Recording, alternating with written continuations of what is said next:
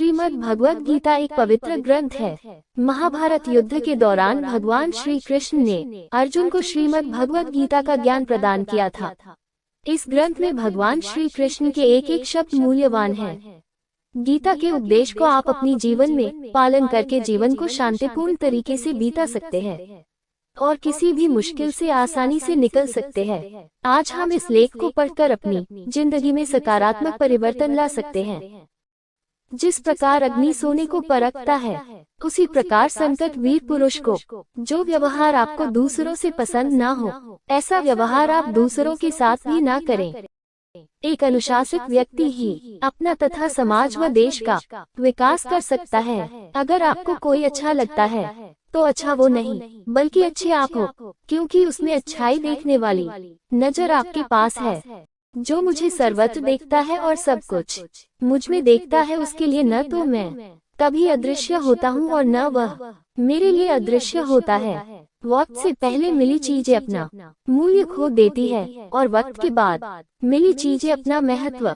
आत्मा न तो जन्म लेती है और न ही मरती है, आत्मा अमर है। व्यक्ति जो चाहे बन सकता है यदि विश्वास के साथ इच्छित वस्तु पर लगातार चिंतन करे। मन की शांति से बढ़कर इस संसार में कोई भी संपत्ति नहीं है। अपने आप को ईश्वर के प्रति समर्पित कर दो, यही सबसे बड़ा सहारा है। जो कोई भी इस सहारे को पहचान गया है वह डर, चिंता और दुखों से आजाद रहता है। ज्यादा खुश होने पर और ज्यादा दुखी होने पर निर्णय नहीं लेना चाहिए, क्योंकि ये दोनों परिस्थितियां आपको सही निर्णय नहीं लेने देती हैं। जब इंसान अपने काम में आनंद खो लेते हैं तब वे पूर्णता प्राप्त करते हैं। निंदा से घबराकर अपने लक्ष्य को कभी न छोड़े, क्योंकि लक्ष्य मिलते ही निंदा करने वालों की राय बदल जाती है। हमेशा संदेह करने से खुद का ही नुकसान होता है। संदेह करने वाले व्यक्ति के लिए प्रसन्नता न ही इस लोक में है और न ही किसी और लोक में।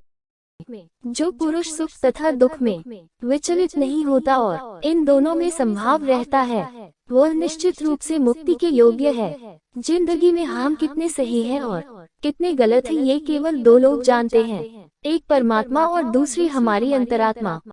जीवन में बिना किसी कर्म को किए किसी फल की आशा करना इंसान की सबसे बड़ी भूल होती है। मनुष्य अपने जीवन में जो भी कर्म रूपी बीज बोता है, भविष्य में उसी का फल उसे प्राप्त होता है।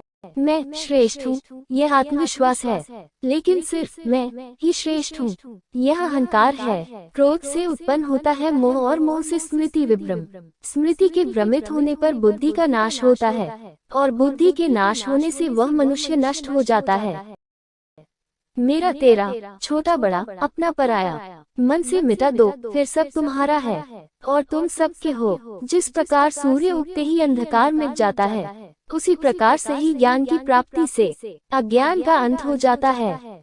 तुम इस धरती पर मेहमान हो, मालिक नहीं, इसलिए अहंकार छोड़ दो। अकेले रहना तुम्हें ये भी सिखाता है कि वास्तव में तुम्हारे पास स्वयं के अलावा और कुछ भी नहीं।